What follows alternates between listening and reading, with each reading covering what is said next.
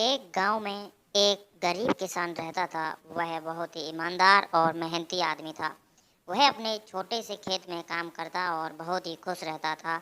पूरे गांव में किसान की ईमानदारी के बहुत ही चर्चे थे। उसका एक दोस्त था जो उस गांव के राजा के यहाँ सिपाही का काम करता था। वह किसान से उसके घर रोज मिलने जाता था।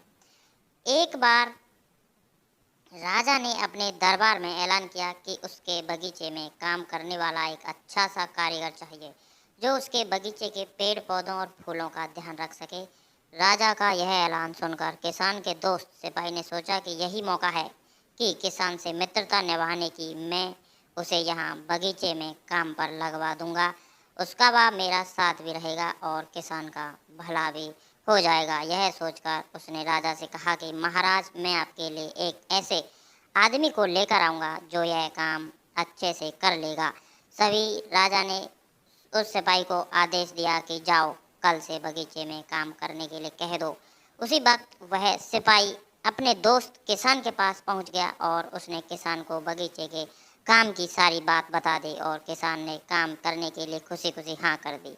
अगले ही दिन अपने दोस्त के साथ राजमहल पहुंच गया। सिपाही उसे राजा के सामने लेकर गया और राजा ने उस किसान को बगीचे की पूरी देखभाल का काम सौंप दिया।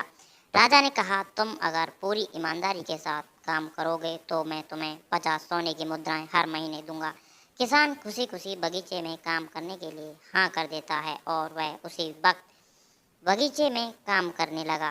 किसान बगीचे में बहुत दिल लगाकर काम करता था।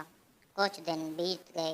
किसान ने बगीचे को बहुत सुंदर व हरा भरा बना दिया।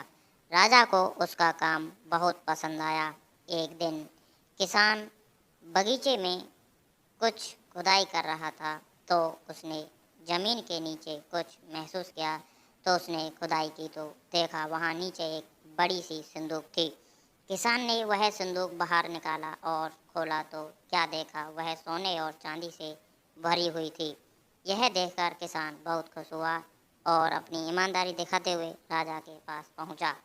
राजा किसान की ईमानदारी देखकर बहुत खुश हुआ और उसके साथ वहां गया जहां किसान ने खजाना निकाला था। राजा ने देखा तो कहा, यह खजाना तो हमारे पुरखों का है। हम कई वर्षों से इसे खोज रहे थे। खजाना देखकर राजा बहुत ही खुश हो जाता है। राजा अगले दिन किसान को पूछता है, तुम्हें क्या इनाम चाहिए? किसान बोला, मालिक, मुझे कुछ नहीं चाहिए, मेरे पास जो भी है मैं उसी में खुश हूँ। राजा उसकी इतनी अच्छी बात सुनकर और खुश हो गया और उसने किसान को अपना मंत्री बनाने का फैसला किया। किसान ने राजा की बात मान ली और मंत्री बन गया।